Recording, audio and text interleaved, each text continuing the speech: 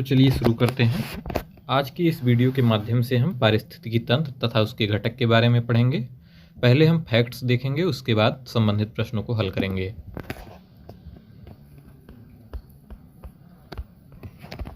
पारिस्थितिकी पारिस्थितिकी जीव विज्ञान की एक शाखा है जिसमें जीव समुदायों तथा उनके वातावरण के मध्य पारस्परिक संबंधों का अध्ययन किया जाता है। जीव तथा उसके बाहरी वातावरण के बीच एक सक्रिय संबंध होता है। पारिस्थितिकी शब्द का प्रयोग सर्वप्रथम 1865 में रीटर ने किया था। अर्नेस्ट हैकल ने पारिस्थितिकी शब्द का प्रयोग ओकियोलॉजी के नाम से किया तथा इसकी विस्तृत व्याख्या की। ओकियोलॉजी शब्द ग्रीक भाषा के दो शब्दों ओइकस यानी घर या आवास तथा लोगोस यानी अध्ययन को मिलाकर बनाया गया है।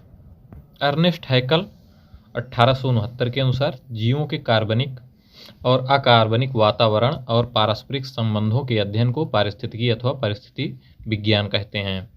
यूजीन ओडम 1963 के अनुसार पारिस्थितिकी प्रकृति की संरचना एवं प्रक्रिया का अध्ययन है। आइए इसे डायग्राम के माध्यम से देखते हैं। जंतु, वनस्पति, जलवायु, मिट्टी। इसमें वनस्पति, जंतु, जलवायु एवं पारस्परिक संबंधों की रूपरेखा के बारे में दिया गया है।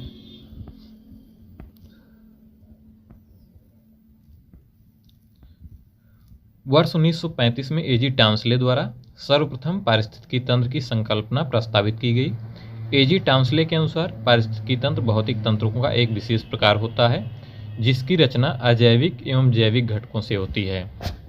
इनके अनुसार पारिस्थितिकी तंत्र खुला तंत्र होता है।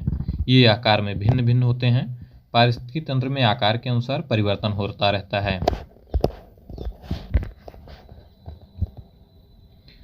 पारिस्थितिकी तंत्र की विचारधारा को कार्ल मोबियस ने बायोसिनोसिस तथा फोर्ब्स ने माइक्रोकाज्म कहा। पारिस्थितिकी तंत्र प्रकृति की एक कार्यात्मक इकाई है। एक पारिस्थितिकी तंत्र जलाशय की एक छोटी बूंद जितना छोटा भी हो सकता है, इसे सूक्ष्म पारिस्थितिकी तंत्र कहते हैं। वहीं दूसरी ओर एक पारिस्थितिकी तंत्र एक महासागर जितना विशाल भी हो सकता है। हमारी पृथ्वी स्वयं एक विशाल पारिस्थितिकी तंत्र है।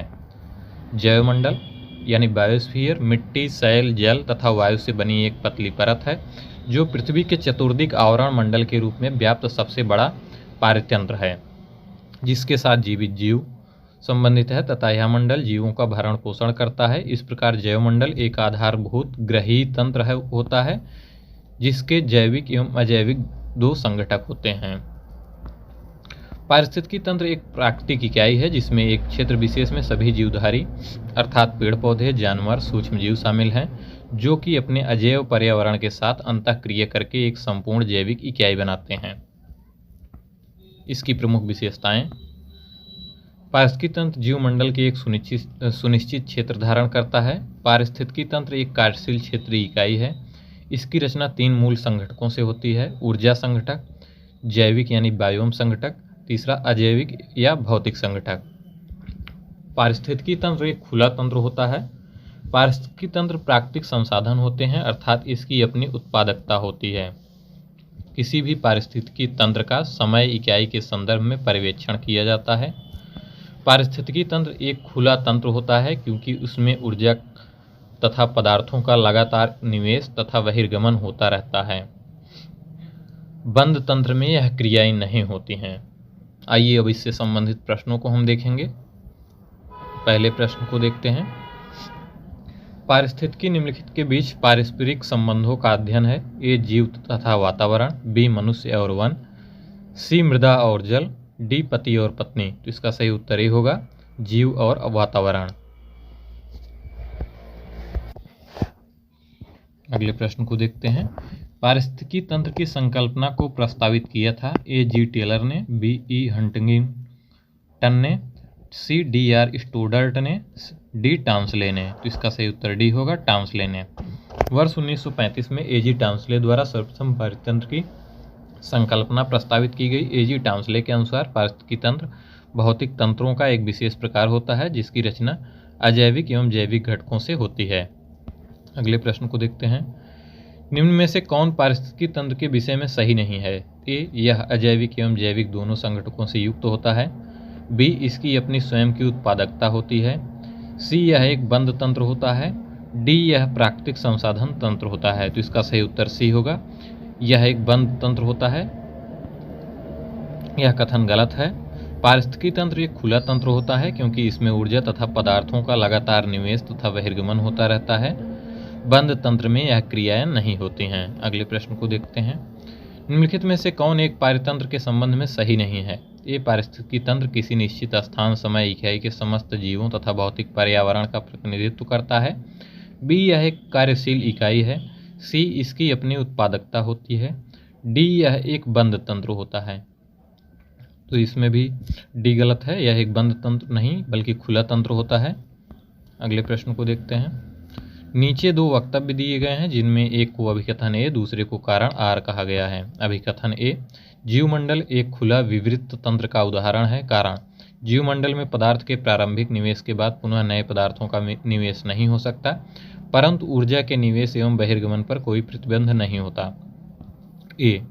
ए और आर दोनों सही हैं तथा आर ए की सही व्याख्या है। बी, ए और आर दोनों सही हैं परंतु आर ए की सही व्याख्या नहीं है।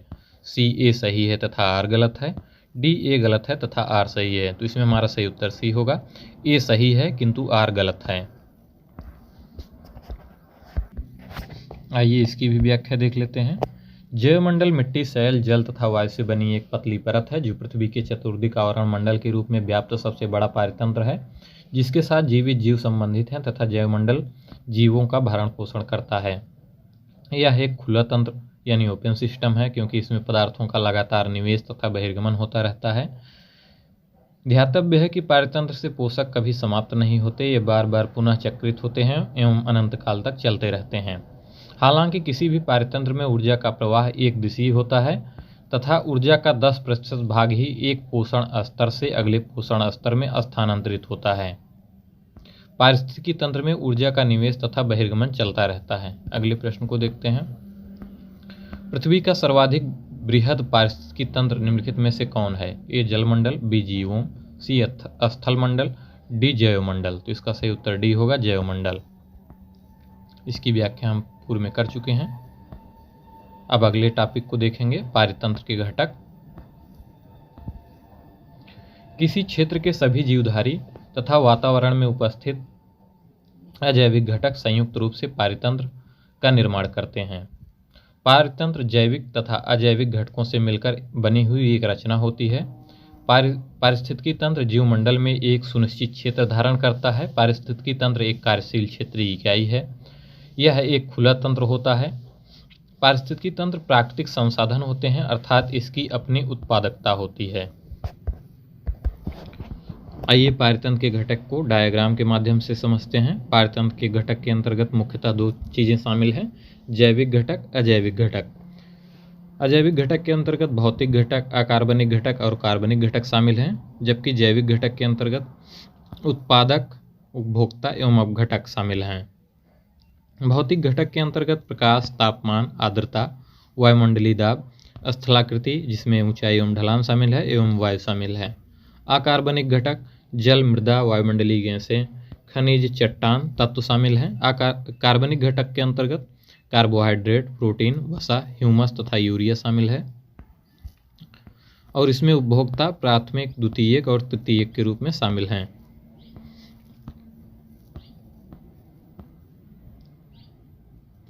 जीवमंडल में उपस्थित सभी संगठकों के वो समूह जो पारस्परिक क्रिया में सम्मिलित होते हैं पारिस्थितिकी तंत्र का निर्माण करते हैं। जीव विभिन्न प्रकार के जैविक संगठनों द्वारा जीवमंडल का निर्माण करते हैं। आइए इसको भी डायग्राम के माध्यम से समझते हैं। सर्वप्रथम जनसंख्या। जनसंख्या से समुदाय का निर्माण होता है। समुदाय के बाद पारिस्थितिक तंत्र का निर्माण होता है। उसके बाद भूदृश्य का निर्माण होता है। एक ही जात के जीवधारियों की संख्या को उनकी जनसंख्या कहा जाता है। दो या दो से अधिक जातियों की जनसंख्या मिलकर समुदाय का निर्माण करते हैं। कई समुदाय मिलकर पारिस्थितिकी तंत्र का निर्माण करते हैं तथा एक निश्चित भू क्षेत्र या भूदृश्य में एक या उससे अधिक पारिस्थितिकी तंत्र पाए जाते हैं। पारिस्थितिकी तंत्र के घटक के अंतर्गत जैविक संगठकों के दो प्रमुख भागों में विभाजित किया गया है, स्वपोषित संगठक, परपोषित संगठक। स्वपोषित संगठक यानी ऑटोट्रोपिक कंपोनेंट वे होते हैं जो प्रकाश संश्लेषण अथवा रसायन संश्लेषण द्वारा अपना आहार स्वयं निर्मित करते हैं। उपभोक्ता मानव सहित परपोषित जंतु होते हैं जो स्वपोषित पौधों, प्राथमिक उत्पादक या प्राथमिक पोषक द्वारा उत्पन्न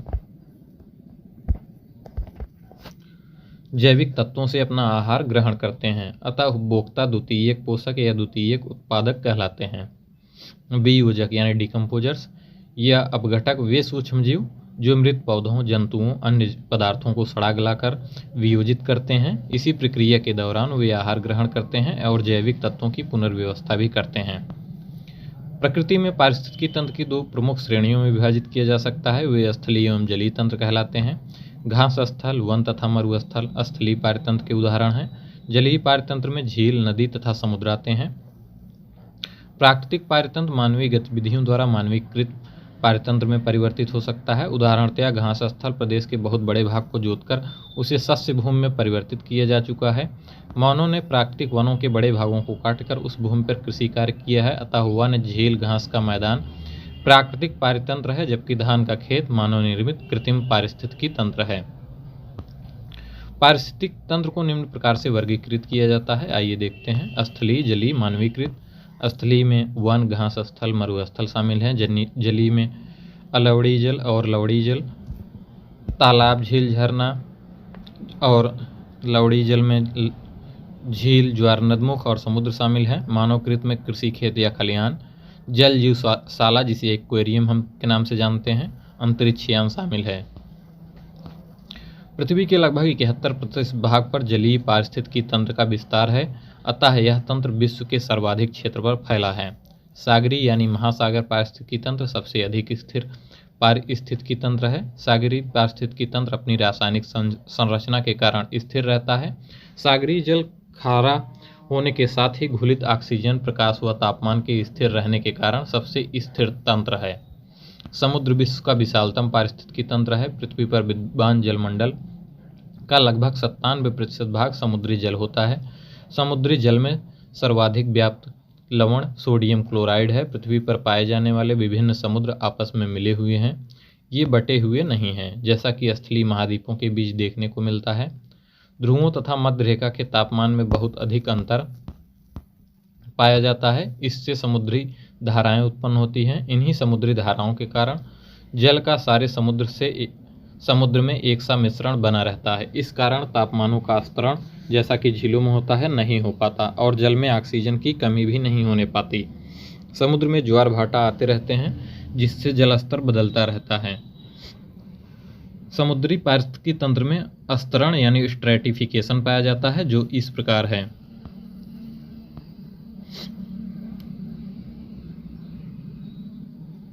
नेरिटांचल क्षेत्र, प्रकाशीय क्षेत्र और समुद्र तल जीवी प्रदेश, मग्नताल, मग्न तट और गहरा जल। पारिस्थितिकी तंत्र में प्रत्येक पोषण स्तर से आगे बढ़ने पर ऊर्जा का ह्रास होता है। इसी कारण उत्पादकों की संख्या उपभोक्ताओं से अधिक होती है। पारिस्थितिकी तंत्र में शाकाहारियों की संख्या मांसाहारियों से अधिक होती है। अब आइए इससे संबंधित हम प्रश्नों को हल करेंगे।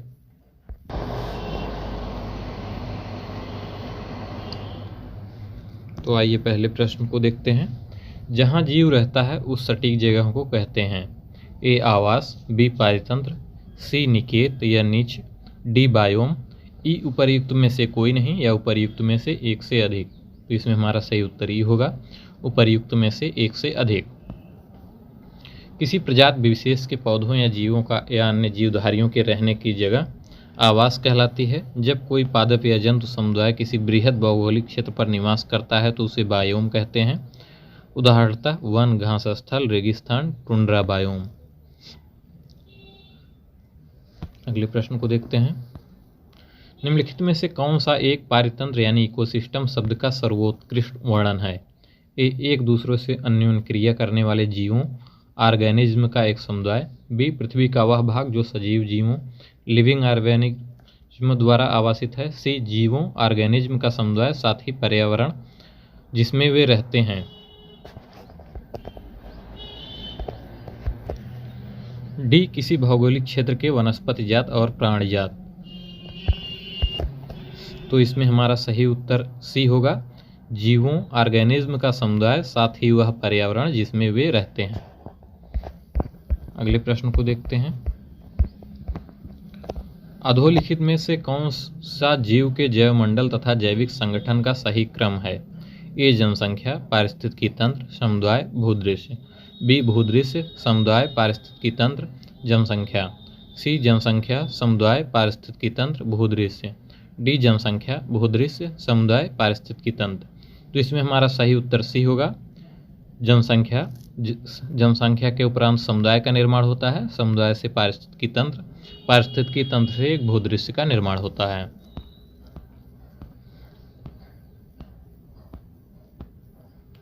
एक ही जात के जीवधारियों की संख्या को उनकी जनसंख्या कहा जाता है। दो या दो से अधिक जातियों की जनसंख्या मिलकर समुदाय का निर्माण करते हैं। कई समुदाय मिलकर पारितंत्र का निर्माण करते हैं तथा एक निश्चित भूक्षेत्र या भूदृश्य में एक या उससे अधिक पारितंत्र पाए जाते हैं। अगले प्रश्न को देखते हैं। निम्नलिखित में से कौन सा एक कृत्रिम पारितंत्र है? ए तालाब, बी खेत, सी वन, डी उपर्युक्त में से कोई नहीं। तो इसमें हमारा सही उत्तर बी होगा, खेत। अगले प्रश्न को देखते हैं। पारिस्थितिकी तंत्र के संबंध में निम्नलिखित कथनों पर विचार कीजिए। पारिस्थितिकी तंत्र यानी इकोसिस्टम शब्द का प्रयोग सर्वप्रथम एजी टांसले ने किया था। जो जीव अपना भोजन स्वयं उत्पादित करते हैं उन्हें स्वपोषित कहते हैं। तीसरा, प्रकाश संश्लेषण की प्रक्रिया द्वारा उपभोक्ता अपना भोजन का उपभोग करता है। चौथा, वियोजक अकार्बनिक पदार्थों को कार्बनिक पदार्थ में परिवर्तित करते हैं। उपर्युक्त कथनों में से कौन से सही हैं? ए 1 और 2, बी 1 और 3, सी 2 और 4, डी 3 और 4। तो इसमें हमारा सही उत्तर ए होगा, 1 और 2।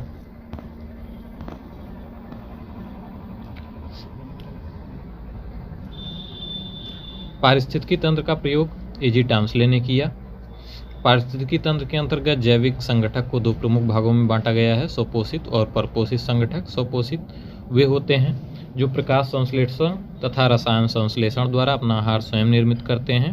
उपभोक्ता परपोषी जीव होते हैं, ये प्रकाश संश्लेषण नहीं करते। वियोजक कार्बनिक पदार्थों को अकार्बनिक पदार्थों में परिवर्तित करते हैं। अगले प्रश्न को देखते हैं। इकोसिस्टम के संबंध में निम्न में से क्या सत्य है? ए प्राथमिक उपभोक्ता उत्पादक पर न्यूनतम रूप से आश्रित है। बी प्राथमिक उपभोक्ता उत्पादकों से संख्या में अधिक होते हैं। सी उत्पादक प्राथमिक उपभोक्ता से अधिक हैं। डी द्वितीयक उपभोक्ता अधिकतम होने के साथ साथ बहुत ही शक्तिशाली हैं। तो इसमें हमारा सही उत्तर सी होगा, उत्पादक प्राथमिक उपभोक्ता से अधिक हैं। आइए इसकी भी व्याख्या देखते हैं। पारतंत्र में प्रत्येक पोषण स्तर से आगे बढ़ने पर ऊर्जा का ह्रास होता है, इसी कारण उत्पादकों की संख्या उपभोक्ताओं से अधिक होती है। पारिस्थितिकी तंत्र में शाकाहारियों की संख्या मांसाहारियों से अधिक होती है। अगले प्रश्न को देखते हैं। नीचे दो कथन दिए गए हैं जिसमें से एक को अभिकथन ए और दूसरे को कारणार कहा गया है। अभिकथन ए, पारिस्थितिकी तंत्र के विविध अवयव आपस में एक दूसरे पर निर्भर नहीं हैं। कारण, मानव क्रियाओं से वातावरण प्रभावित होता है। दिए गए कूट से सही उत्तर का चयन कीजिए। ए और आर दोनों सत्य हैं और आर ए की सही व्याख्या करता है। बी ए और आर दोनों सत्य हैं किंतु आर ए की सही व्याख्या नहीं करता है। सी, ए सत्य है किंतु आर गलत है। डी ए गलत है किंतु आर सत्य है। तो इसका सही उत्तर डी होगा, ए गलत है किंतु आर सत्य है। व्याख्या देख लेते हैं। एक पारतंत्र के विविध अवयव आपस में एक दूसरे पर निर्भर करते हैं। पारतंत्र जैविक व अजैविक घटकों से मिलकर बनी हुई एक रचना है। पारतंत्र में अजैव तत्वों के जैविक प्रावस्था में परिवर्तन तथा इन जैविक तत्वों के अजैविक रूप से पुनरागमन को ही जैव भू रासायनिक चक्र कहा जाता है। मानव क्रियाओं से वातावरण प्रभावित होता है। अगले प्रश्न को देखते हैं। निम्नलिखित में से कौन कृत्रिम पारिस्थितिकी तंत्र है? ए धान का खेत, बी वन, सी घास का मैदान, डी झील। तो इसमें हमारा सही उत्तर ए होगा, धान का खेत। अगले प्रश्न को देखते हैं। निम्नलिखित में से कौन सा एक पारिस्थितिकी तंत्र पृथ्वी के सर्वाधिक क्षेत्र पर फैला हुआ है? ए मरुस्थलीय, बी घास के मैदान, सी पर्वतीय, डी सामुद्रिक। तो इसका सही उत्तर डी होगा, सामुद्रिक। पृथ्वी का लगभग 71% भाग जलीय पारिस्थितिकी तंत्र का विस्तार है। यह तंत्र विश्व के सर्वाधिक क्षेत्र पर फैला है। यह एक अस्थायी पारितंत्र का उदाहरण है। निम्नलिखित में से कौन एक विश्व का विशालतम पारिस्थितिकी तंत्र है? ए समुद्र, बी घास के मैदान, सी वन, डी पर्वत। इसमें हमारा सही उत्तर ए होगा, समुद्र। अगले प्रश्न को देखते हैं। सबसे अधिक स्थिर पारिस्थितिकी तंत्र कौन सा है? ए सागरीय, बी वन, सी पर्वतीय, डी मरुस्थल। तो इसका सही उत्तर ये होगा सागरीय। आइए अगले टॉपिक को देखते हैं, पारिस्थितिकी असंतुलन।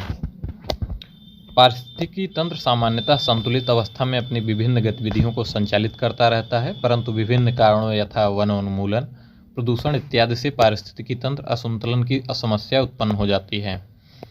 पारितंत्र असंतुलन के मूल कारणों में वनोन्मूलन यानी लकड़ी काटना है। वनोन्मूलन के कई कारण हैं जिन्हें अधोलिखित आरेख द्वारा समझा जा सकता है। वनोन्मूलन के कारण जिसमें प्राकृतिक आपदा, वनों का चारागाह में परिवर्तन, वन भूमि की कृषि भूमि में परिवर्तन करना, झूम कृषि, वनाग्नि, औद्योगिक व व्यावसायिक उपयोग के लिए लकड़ी काटना, नीति निर्धारण में सतत विकास की संकल्पना का अभाव, शहरीकरण, कागज की भारी मांग शामिल है।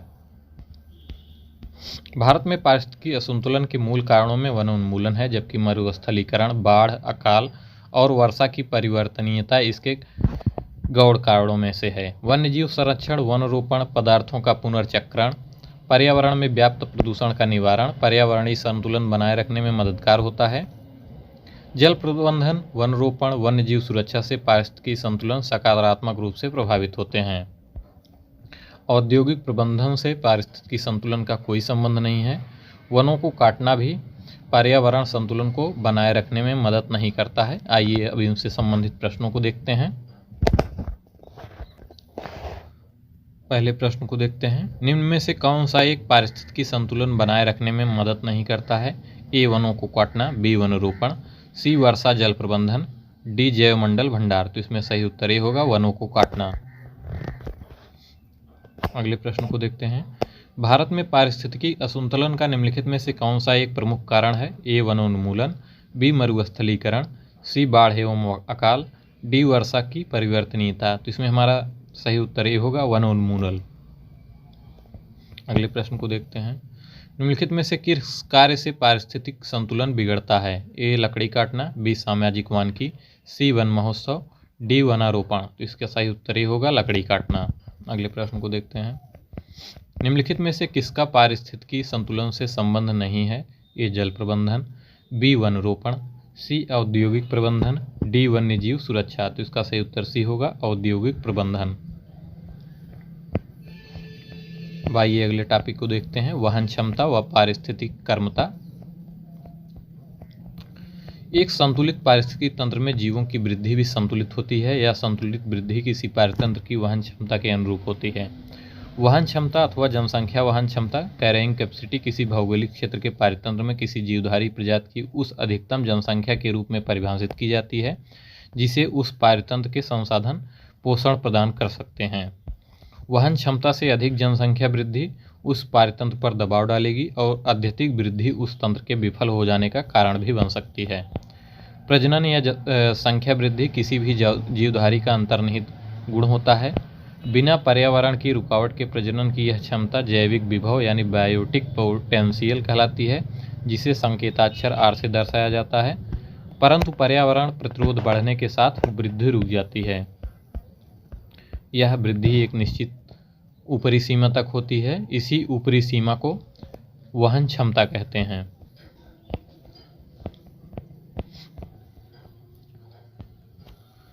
पारिस्थितिक कर्मता पद द्वारा केवल किसी जीव द्वारा ग्रहण किए गए स्थान का ही नहीं बल्कि जीवों के समुदाय में उसकी कार्यात्मक भूमिका का भी वर्णन किया जा सकता है। अब आइए इससे संबंधित कुछ प्रश्नों को देख लेते हैं। पहला प्रश्न, किसी निश्चित क्षेत्र में प्राणियों की संख्या की सीमा जिसे पर्यावरण समर्थन करता है कहलाती है? ए जनसंख्या, बी वहन क्षमता, सी संख्या या जैव द्रव्यमान का पिरामिड, डी उपर्युक्त में से कोई नहीं। तो इसमें सही उत्तर बी हो जाएगा वहन क्षमता। वहन क्षमता अथवा जनसंख्या किसी भौगोलिक क्षेत्र के पारितंत्र में किसी जीवधारी प्रजाति की उस अधिकतम संख्या के रूप में परिभाषित की जाती है जिसे उस पारितंत्र के संसाधन पोषण प्रदान कर सकते हैं। अगले प्रश्न को देखते हैं, निम्न में से कौन सा पद केवल जीव द्वारा ग्रहण किए गए दिक्स्थान का ही नहीं बल्कि जीवों के समुदाय में उसकी कार्यात्मक भूमिका का भी वर्णन करता है? ए संक्रामकीय इकोटोन, बी पारिस्थितिक कर्मता, सी आवास, डी आवास क्षेत्र। तो इसका सही उत्तर बी होगा पारिस्थितिक कर्मता।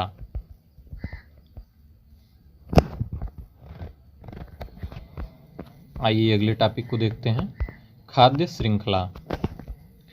किसी पारतंत्र के संचालन हेतु ऊर्जा की आवश्यकता होती है। जीवों में यह ऊर्जा खाद्य पदार्थों के माध्यम से पहुंचती है। ऐसे पदार्थ जिनके ऑक्सीकरण के पश्चात जीवों को ऊर्जा प्राप्त होती है खाद्य कहे जाते हैं। पौधे अपना खाद्य स्वयं निर्मित करते हैं, जबकि जंतु खाद्य के लिए पौधों पर निर्भर करते हैं। खाद्य श्रृंखला विभिन्न प्रकार के जीवधारियों का ऐसा क्रम है जिसके किसी पारिस्थितिकी तंत्र में ऊर्जा का प्रवाह होता है। जीवों द्वारा यह ऊर्जा का प्रवाह एक दिशीय होता है। आइए इसको ध्यान से देखते हैं। खाद्य श्रृंखला में विभिन्न घटकों का सही क्रम इस प्रकार है, घास यानी उत्पादक, उसके बाद टिड्डा प्राथमिक उपभोक्ता, मेढक द्वितीयक उपभोक्ता, सर्प तृतीयक उपभोक्ता। क्योंकि घास का सेवन टिड्डे द्वारा किया जाएगा, टिड्डे का सेवन मेढक द्वारा और सर्प द्वारा मेढक का सेवन किया जाएगा। एक और देखते हैं, घास, बकरी, मनुष्य। घास स्वपोषी, बकरी शाकाहारी उपभोक्ता और मनुष्य सर्वाहारी उपभोक्ता के अंतर्गत आता है।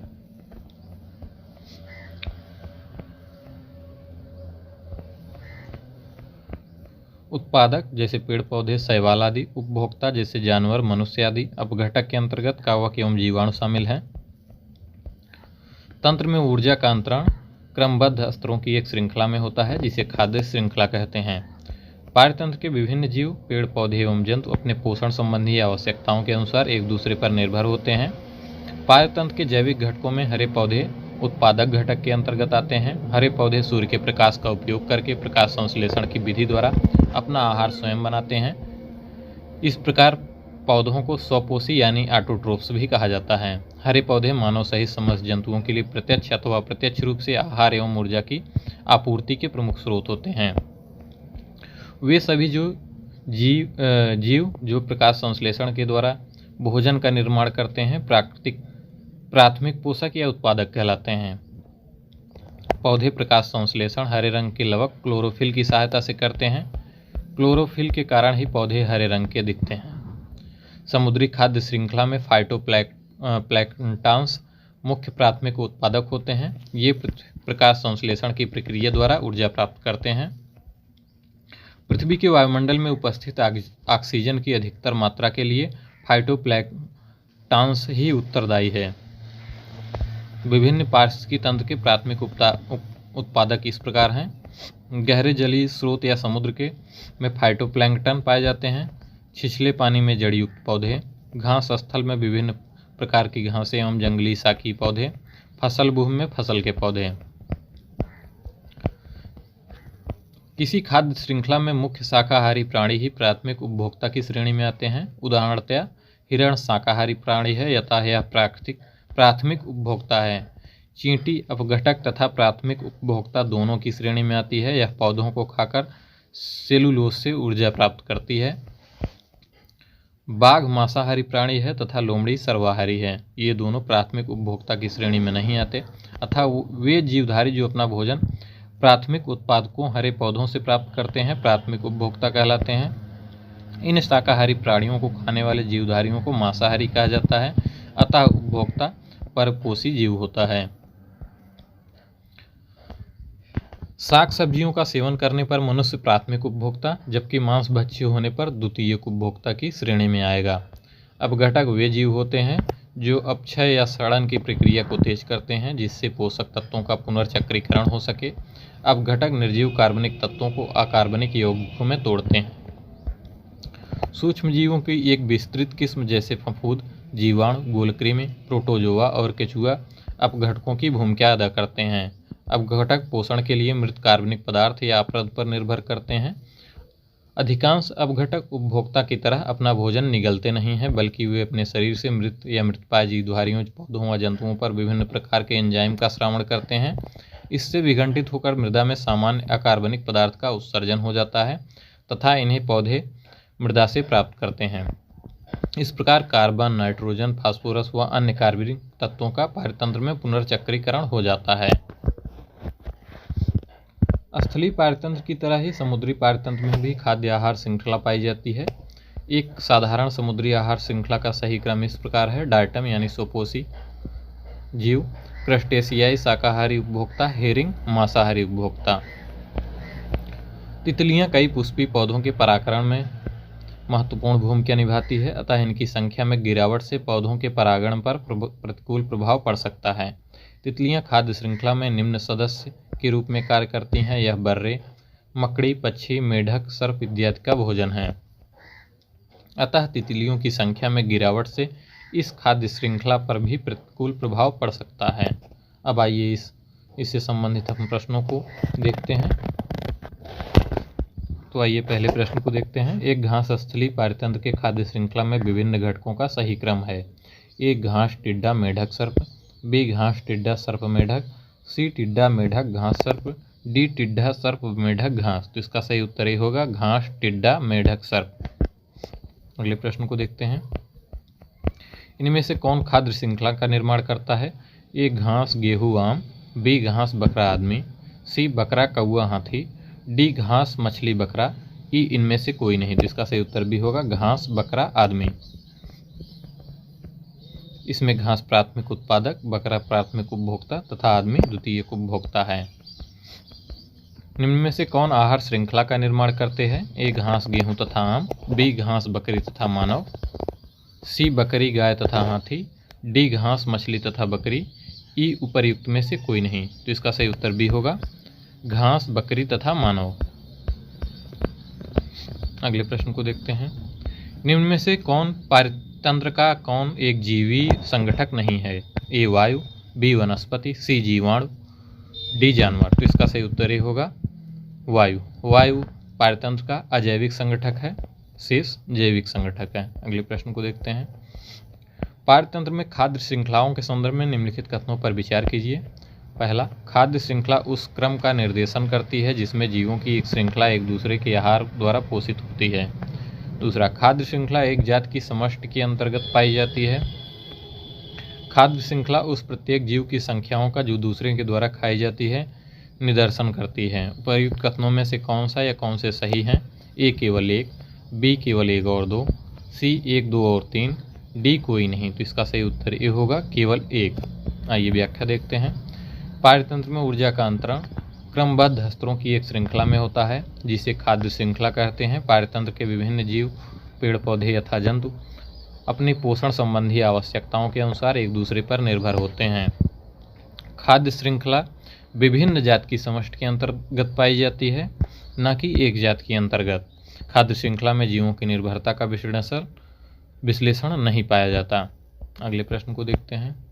एक पारतंत्र में निम्नलिखित में से कौन प्राथमिक उपभोक्ता है? नीचे दिए गए कूट से सही उत्तर चुनिए। पहला चींटी, दूसरा हिरण, तीसरा लोमड़ी, चौथा बाघ। कूट ए एक और दो, बी दो और तीन, सी एक दो एवं तीन, डी दो तीन एवं चार। तो इसका सही उत्तर ये होगा एक एवं दो, चींटी एवं हिरण।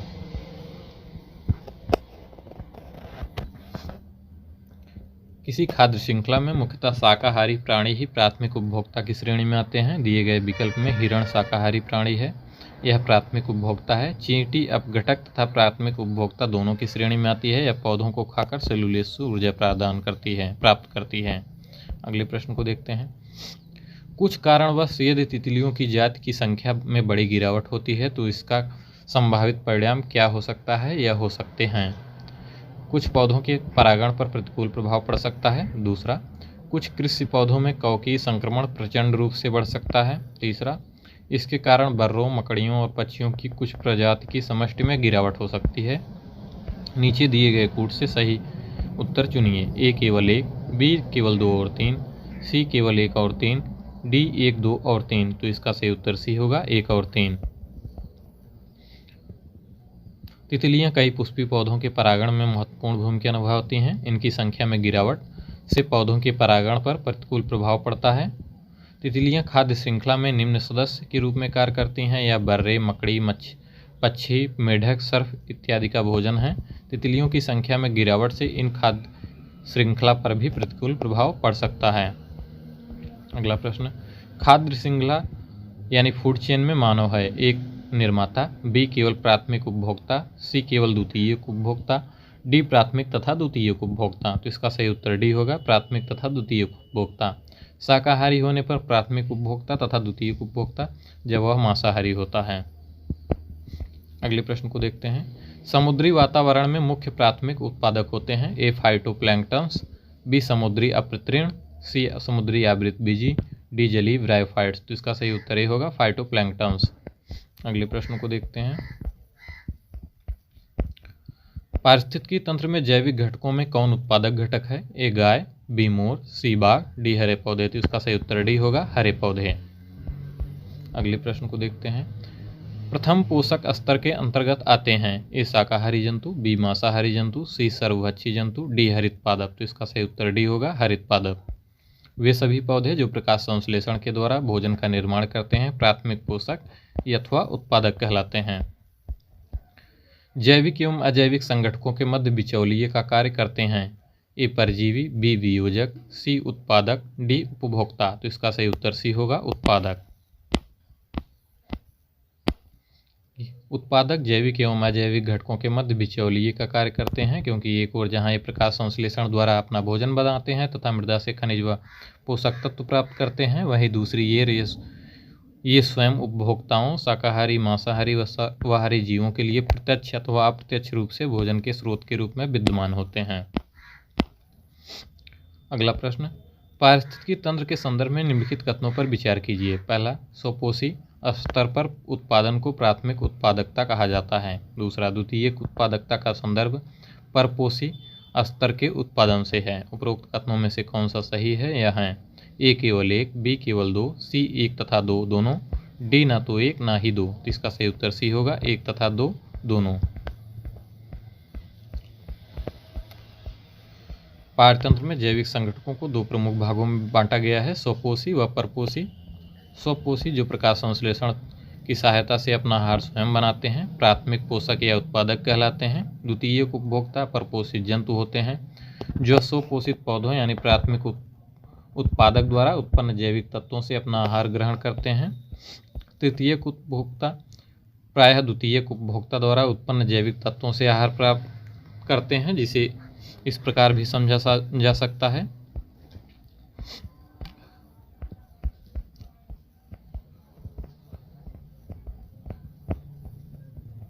अगले प्रश्न को देखते हैं।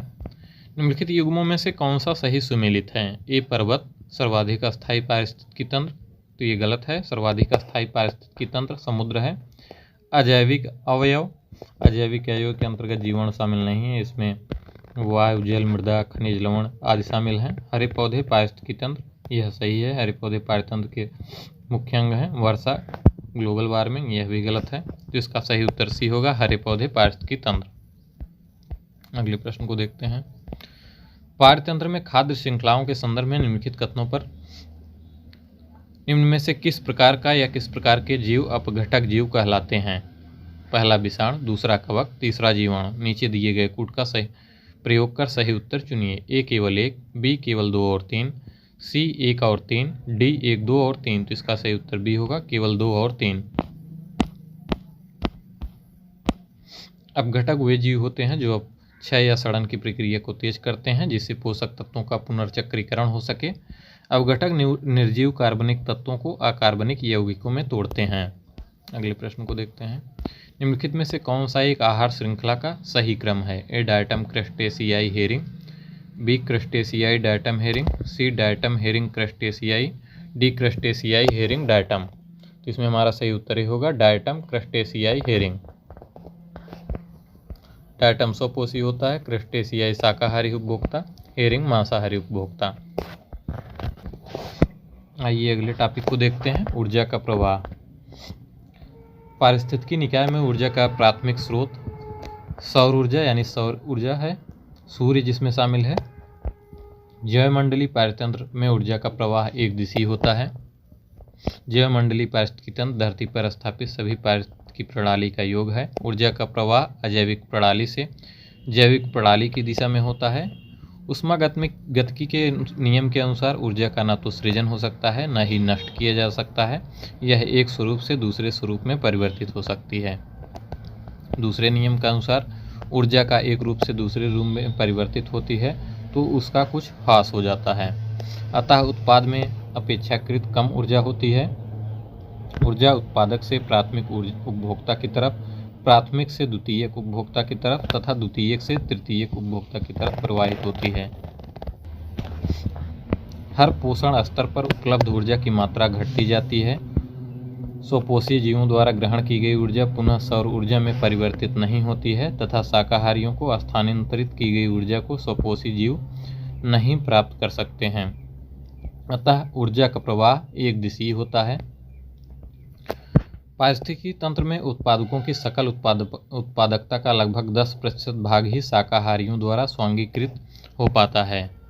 लिंडेमान 1942 में 10% का नियम दिया है। इसके अनुसार शाकाहारी जंतु उत्पादक की शुद्ध प्राथमिक उत्पादकता यानी नेट प्राइमरी प्रोडक्टिविटी का 10% भाग अपने में संचित करता है। जब कोई मांसाहारी जंतु इस शाकाहारी जंतु को खाता है तो वह शाकाहारी की 10% ऊर्जा संचित करता है। इस प्रकार खाद्य कड़ी के प्रत्येक स्तर, प्रथम, द्वितीय, तृतीय एवं सर्वश्रेष्ठ श्रेणी के स्तर पर उपभोक्ता केवल 10% संचित ऊर्जा को अपने शरीर में रूपांतरित करता है।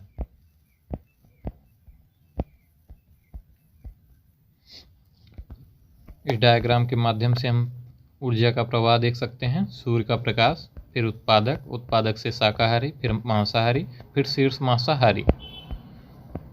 पोषण स्तर। पाठ्यतंत्र के आहार श्रृंखला में सामान्यतः 3 से 4 पोषण स्तर होते हैं। ये इस प्रकार हैं। पोषण स्तर 1 यानी आधार पोषण स्तर, जिसमें स्वपोषित जीव प्राथमिक उत्पादक शामिल हैं। पोषण स्तर 2 पर प्राथमिक उपभोक्ता, पोषण स्तर 3 पर द्वितीयक उपभोक्ता, पोषण स्तर 4 पर सर्वाहारी या अंतिम उपभोक्ता यानी उच्चतम पोषण स्तर।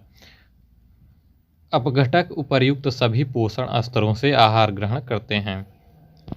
पिरामिड। पारितंत्र के विभिन्न स्तरों की प्रति इकाई क्षेत्र में उपस्थित जीवभार के रेखाचित्रीय निरूपण को जीवभार का पिरामिड कहते हैं।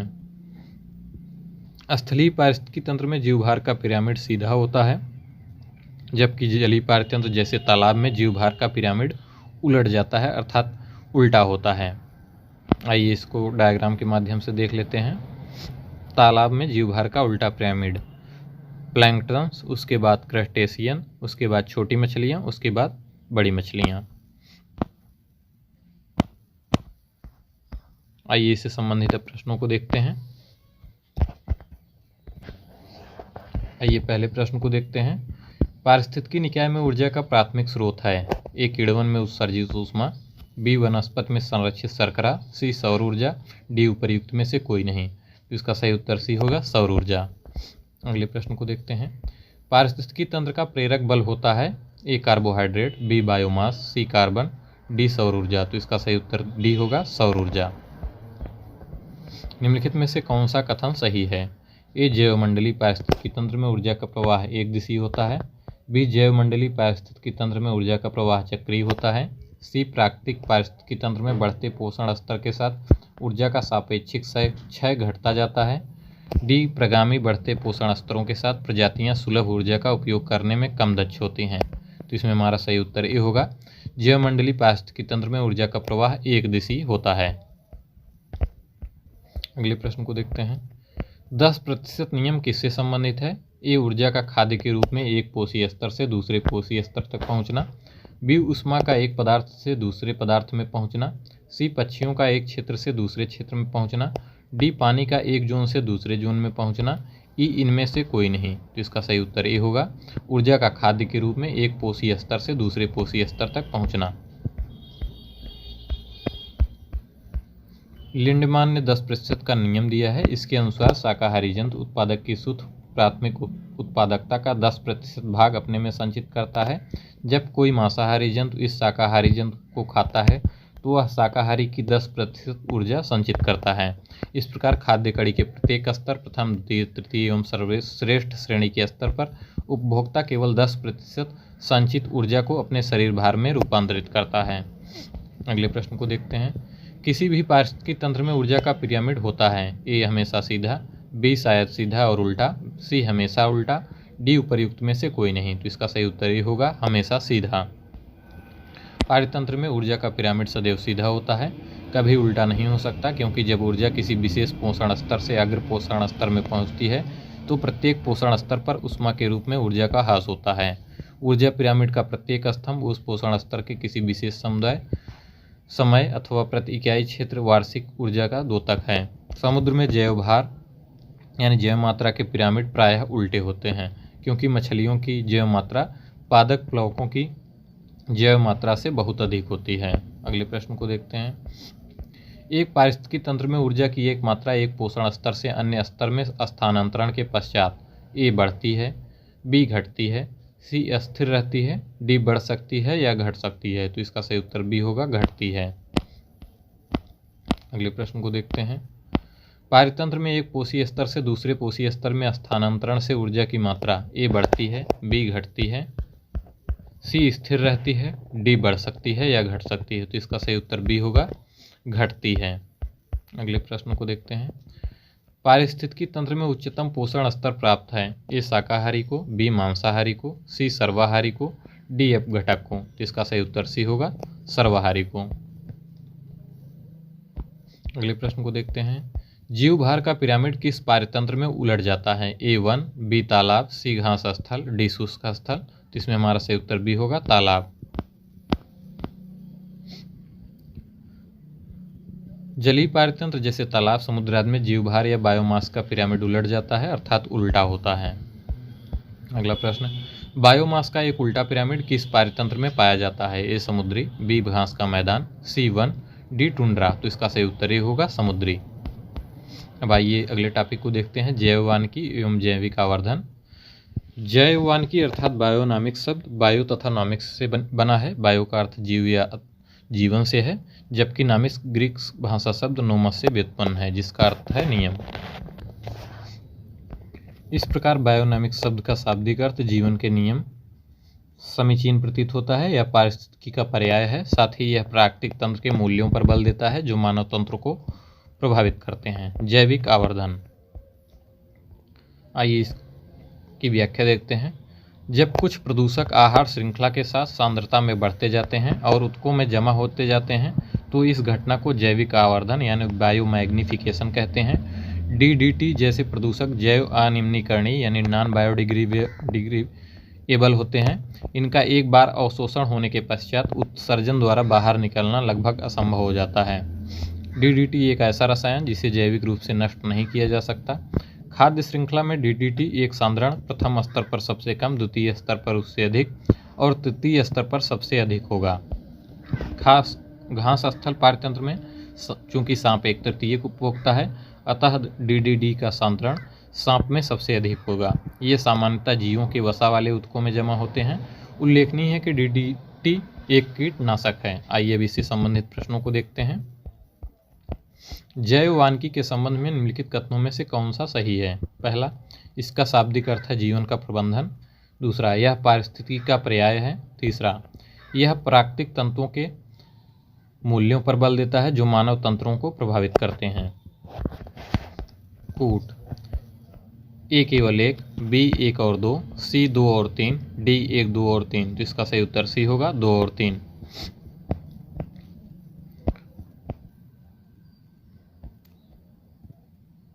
अगले प्रश्न को देखते हैं।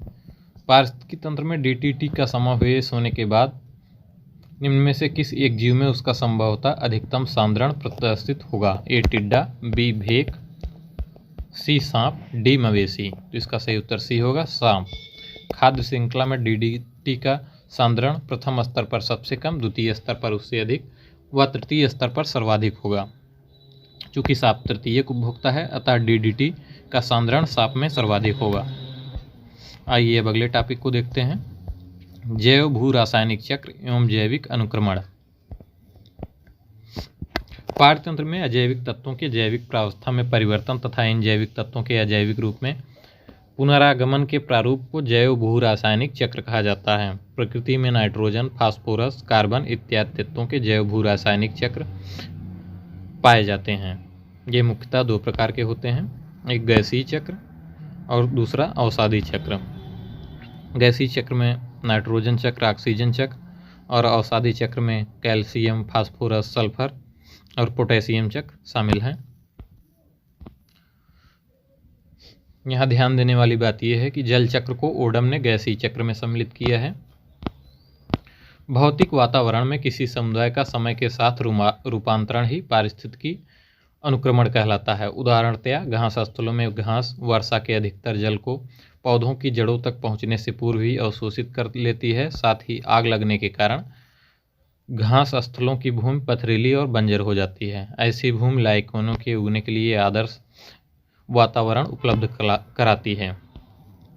यह क्लीमेंट ने वर्ष 1916 में पौधों की विभिन्न प्रजातियों का अध्ययन किया तथा अनुक्रमण सक्सेशन की सर्वमान्य परिभाषा दी। इनके अनुसार अनुक्रमण वह प्राकृतिक विधि है जिसके अंतर्गत एक ही निहित तथा निश्चित स्थान पर एक विशेष समूह दूसरे समूह द्वारा विस्थापित हो जाता है।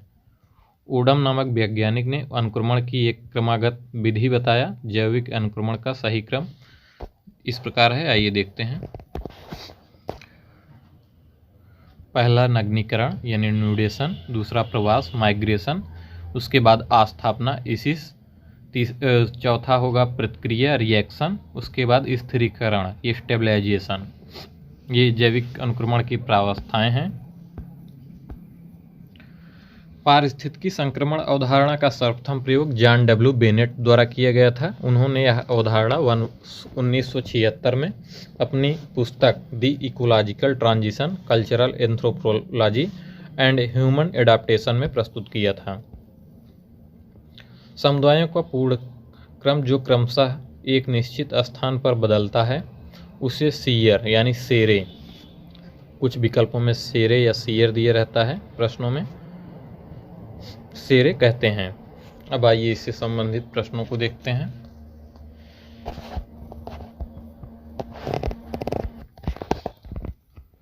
पारिस्थितिक तंत्र में तत्वों के चक्रण को क्या कहते हैं? ए रासायनिक चक्र, बी जैव भू रासायनिक चक्र, सी भूवैज्ञानिक चक्र, डी भू रासायनिक चक्र। तो इसका सही उत्तर बी होगा जैव भू रासायनिक चक्र। अगले प्रश्न को देखते हैं। निम्नलिखित जैव भू रासायनिक चक्रों में किसमें चट्टानों का अक्षय चक्र में प्रवेश करने वाले पोषक तत्व के निर्मुक्त होने का मुख्य स्रोत है? ए कार्बन चक्र, बी नाइट्रोजन चक्र, सी फास्फोरस चक्र, डी सल्फर चक्र। तो इसका सही उत्तर सी होगा फास्फोरस चक्र। अगले प्रश्न को देखते हैं।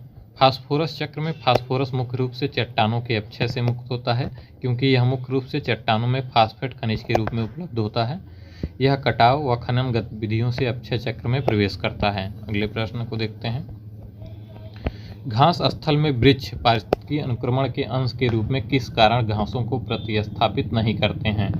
ए कीटों एवं कवकों के कारण, बी सीमित सूर्य के प्रकाश व पोषक तत्वों की कमी के कारण, सी जल की सीमाओं एवं आग के कारण, डी उपर्युक्त में से कोई नहीं। तो इसका सही उत्तर सी होगा जल की सीमाओं एवं आग के कारण।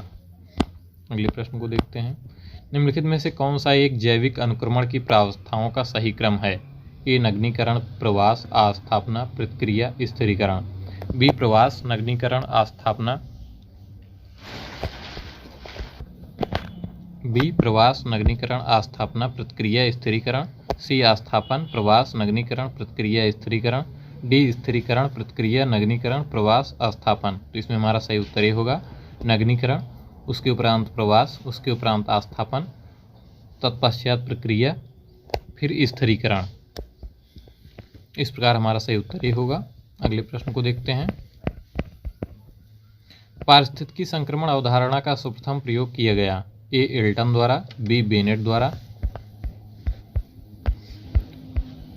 सी बर्कले द्वारा, डी रेटजल द्वारा। तो इसका सही उत्तर बी होगा बेनेट द्वारा। आइए व्याख्या देखते हैं। पारिस्थितिकी संक्रमण अवधारणा का सर्वप्रथम प्रयोग जॉन डब्ल्यू बेनेट द्वारा किया गया था। अब अगले प्रश्न को देखते हैं। समुदायों का पूर्ण क्रम जो क्रमशः एक निश्चित स्थान पर बदलता रहता है कहलाता है? ये पारितंत्र अनुक्रम, बी सीयर, सी समुदायगत की, डी जैव भार का पिरामिड। तो इसका सही उत्तर बी होगा सीयर यानी सेरे। कहीं कहीं इस प्रश्नों में इसे सेरे भी लिखा मिलता है, SERE। समुदायों का पूर्ण क्रम जो क्रमशः एक निश्चित स्थान पर बदलता है उसे सेरे कहते हैं यानी सीयर कहते हैं। अगले टॉपिक को देखते हैं, पारिस्थितिकी आंदोलन। पारतंत्र को साम्यावस्था में रखने हेतु जागरूक व्यक्तियों द्वारा समय समय पर विभिन्न आंदोलन चलाए गए हैं। उनमें से एक प्रमुख आंदोलन है चिपको आंदोलन, जो पेड़ों की कटाई को रोकने के लिए किया गया था। 26 मार्च 1974 को गौरा देवी के नेतृत्व में महिलाएं वृक्षों से चिपक कर खड़ी हो गई और पेड़ों को नहीं काटने दिया। 70 के दशक का यह आंदोलन पादप संरक्षण की मिसाल बन गया। नर्मदा बचाओ आंदोलन नर्मदा के ऊपर बनाई जा रही बहुउद्देशीय बांध परियोजना को रोकने के लिए चलाया गया था। एपिको आंदोलन दक्षिण भारत का पर्यावरण संरक्षण से संबंधित आंदोलन है। यह आंदोलन कर्नाटक में आरंभ हुआ था। आइए इससे भी संबंधित प्रश्नों को देखते हैं। पारिस्थितिकी अस्थायी मितव्ययिता है, यह किस आंदोलन का नारा है? ए एपिको आंदोलन, बी नर्मदा बचाओ आंदोलन, सी चिपको आंदोलन, डी उक्त में से किसी का नहीं। तो इसका सही उत्तर सी होगा, चिपको आंदोलन। यह पेड़ों की कटाई से संबंधित महत्वपूर्ण आंदोलन था। इसका नारा था पारिस्थितिकी अस्थायी मितव्ययिता है। अगले प्रश्न को देखते हैं। चिपको आंदोलन संबंधित है ए पादप संरक्षण से, बी बाघ परियोजना से, सी घड़ियाल परियोजना से, डी पादप प्रजनन से। तो इसका उत्तर ए होगा, पादप संरक्षण से। आइए अगले टॉपिक को देखते हैं, पारिस्थितिकी पदछाप एवं मिलेनियम इकोसिस्टम असेसमेंट।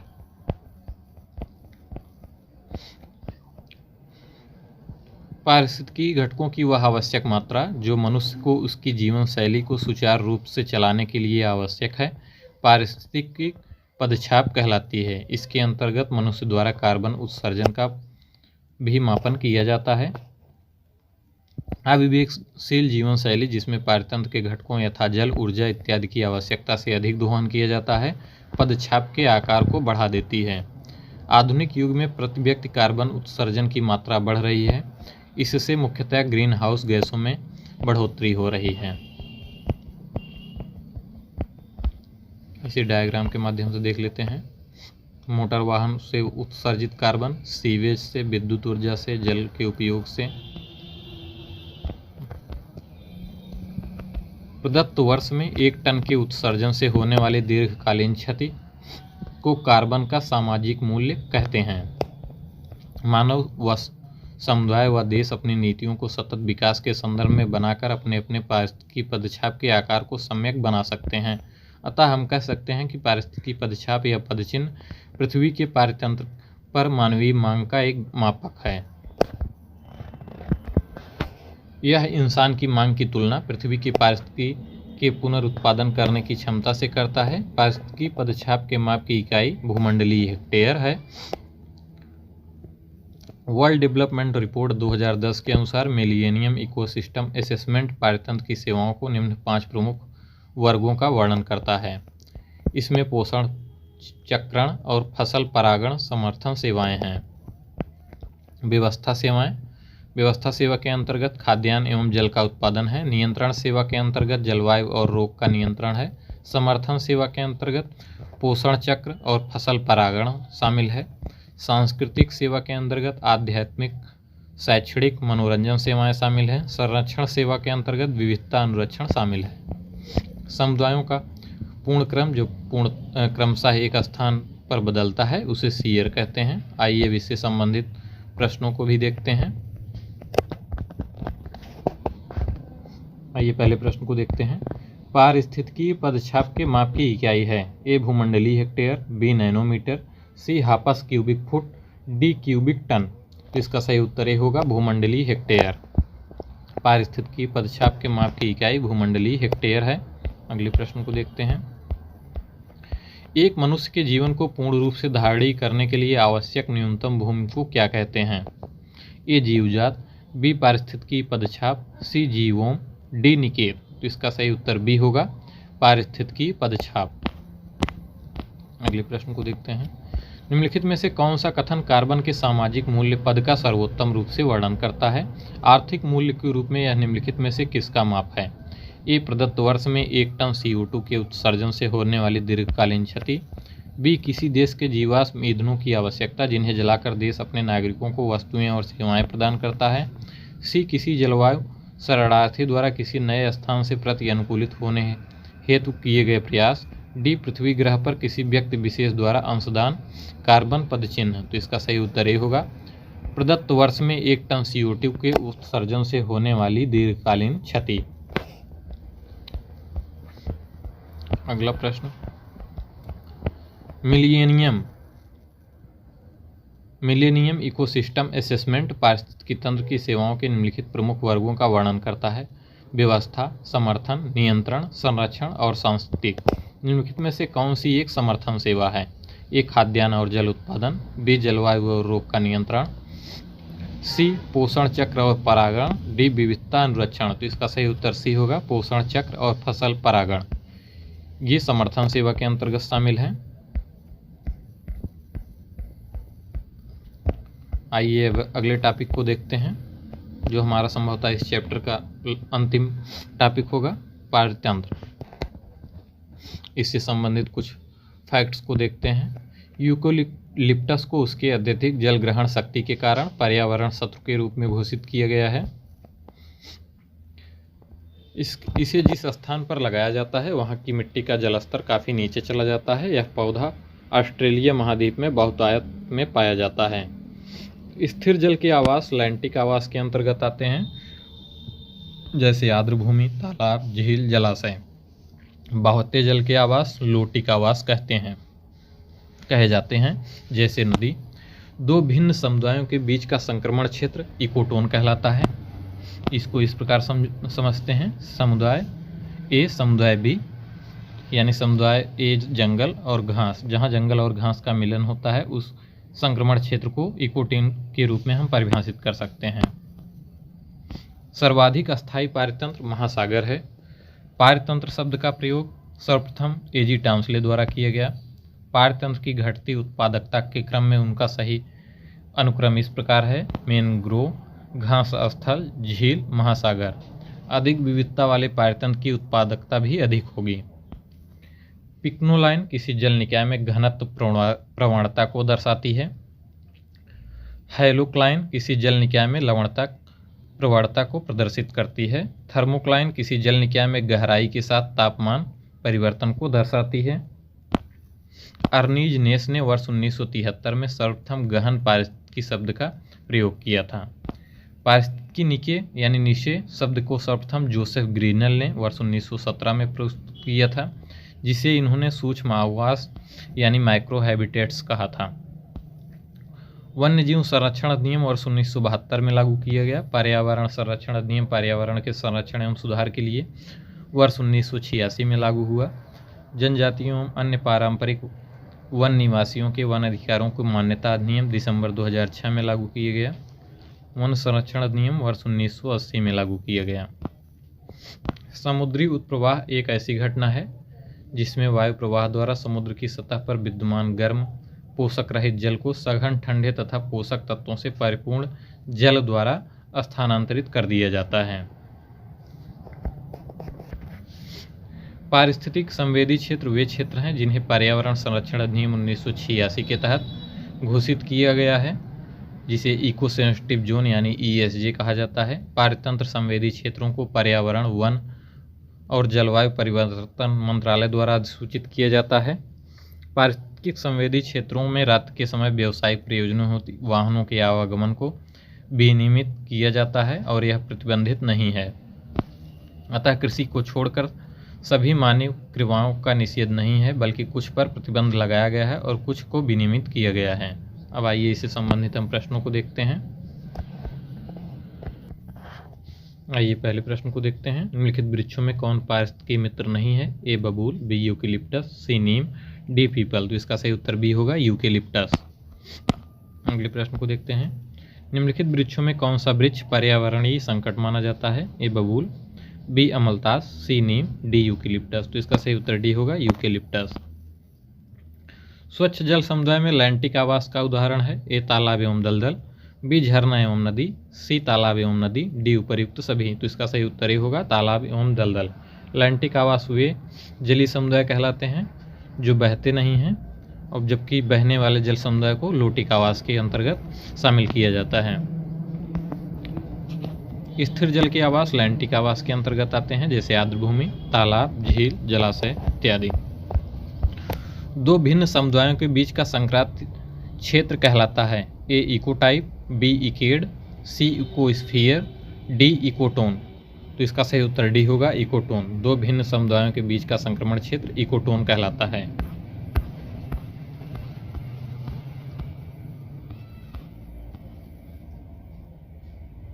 अगले प्रश्न को देखते हैं। सर्वाधिक अस्थायी पारतंत्र में निम्नांकित में से कौन सा है? ए मरुस्थल, बी पर्वत, सी महासागर, डी वन। तो इसका सही उत्तर सी होगा, महासागर। अगला प्रश्न, सबसे अस्थायी पारिस्थितिकी तंत्र है? ए वन, बी घास के मैदान, सी रेगिस्तान, डी समुद्री। तो इसका सही उत्तर होगा डी समुद्री। अगले प्रश्न को देखते हैं। पारतंत्र की घटती उत्पादकता के क्रम में उनका निम्नलिखित में से कौन सा अनुक्रम सही है? ए महासागर, झील, घास स्थल, मैनग्रोव, बी मैनग्रोव, महासागर, घास स्थल, झील, सी मैनग्रोव, घास स्थल, झील, महासागर, डी महासागर, मैनग्रोव, झील, घास स्थल। तो इसका सही उत्तर सी होगा, मैनग्रोव, घास स्थल, झील व महासागर। अगले प्रश्न को देखते हैं। निम्नलिखित में से किसने सर्वप्रथम गहन पारिस्थितिकी यानी डीप इकोलॉजी शब्द का प्रयोग किया? ए ई.पी. ओडम, बी सी रॉनकियर, सी एफ.ई. क्लीमेंट्स, डी अर्नीज नेस।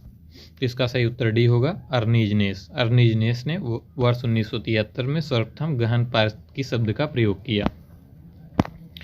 मोनोक्लाइमेक्स एकल चरम सिद्धांत का प्रतिपादन किया था? ए एफ.ई. क्लेमेंट्स ने, बी सी पार्क ने, सी डी.वी. एगर ने, डी एस.जे. गोल्ड ने। तो इसका सही उत्तर ए होगा, एफ.ई. क्लेमेंट्स ने। मोनोक्लाइमेक्स सिद्धांत का प्रतिपादन एफ.ई. क्लेमेंट्स ने किया था। इस सिद्धांत के अनुसार प्रत्येक क्षेत्र में एक समुदाय उच्चतम स्तर पर विकसित समुदाय होता है, जबकि उसकी ओर अन्य समुदाय विकसित हो रहे होते हैं। अगले प्रश्न को देखते हैं। पारिस्थितिकी निषेध आला की संकल्पना को प्रतिपादित किया था? ए ग्रीनेल ने, बी डार्विन ने, सी ई.पी. ओडम ने, डी सी पार्क ने। तो इसका सही उत्तर ये होगा, ग्रीनेल ने। पारिस्थितिकी निषेध शब्द को सर्वप्रथम जोसेफ ग्रीनेल ने वर्ष 1917 में प्रस्तुत किया था, जिसे इन्होंने सूक्ष्म आवास कहा था। भारत के पारिस्थितिकी के सरोकारों एवं उनके विषय में पारित कानूनों के वर्षों की सूची को पढ़िए। पारिस्थितिकी सरोकार कानून पारित करने का वर्ष। वन्यजीव संरक्षण अधिनियम, पर्यावरण संरक्षण, जनजातीय एवं अन्य पारंपरिक वन निवासियों के वन अधिकारों की मान्यता, डी वन संरक्षण। इसमें चार वो दिए गए हैं। पहला 1986, दूसरा 2013, तीसरा 1972, चौथा 1988। दिए गए विकल्पों के अनुसार कोई भी विकल्प मेल नहीं खाता। आइए इसकी व्याख्या देखते हैं। भारतीय वन्यजीव संरक्षण अधिनियम वर्ष 1972 में पारित किया गया। पर्यावरण संरक्षण अधिनियम पर्यावरण के संरक्षण एवं सुधार के लिए वर्ष 1986 में पारित किया गया। जनजातियों एवं अन्य पारंपरिक वन निवासियों के वन अधिकारों को मान्यता अधिनियम दिसंबर 2006 में पारित किया गया। वन संरक्षण अधिनियम वर्ष 1980 में पारित किया गया था। अगले प्रश्न को देखते हैं। निम्नलिखित में से कौन किसी जल निकाय में घनत्व प्रवणता को दर्शाती है? ए एकोक्लाइन, बी हेलोक्लाइन, सी पिक्नोक्लाइन, डी थर्मोक्लाइन। तो इसका सही उत्तर सी होगा, पिक्नोक्लाइन। पिक्नोक्लाइन किसी जल निकाय में घनत्व प्रवणता को दर्शाती है।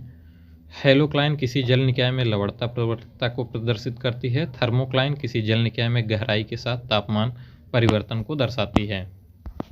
अगला प्रश्न, पारतंत्र उत्पादकता के संदर्भ में समुद्री उत्प्रवाह यानी अपवेलिंग क्षेत्र इसलिए महत्वपूर्ण है क्योंकि ये निम्नलिखित माध्यम से समुद्री उत्पादकता बढ़ाते हैं। पहला, अपघटक सूक्ष्म जीवों को सतह पर लाकर।